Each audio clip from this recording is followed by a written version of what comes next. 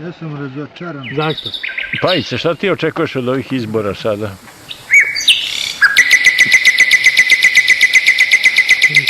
Najveći, sad, znaš šta će biti ovi, kaže, demokrati i ovi, kaže, kako se zove, naprednjaci. Da. I dvoje će biti, znači, sad ne znam, sad ko će...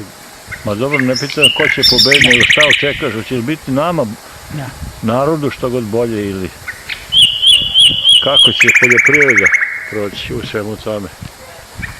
Ne znam, ne smijem da kažem ništa. Pa zašto ne smeš? Neka ljudi, da čuju ljudi šta ti znaš. Ne smijem ništa. Zašto? Onda nešto ružno mora da misliš. A?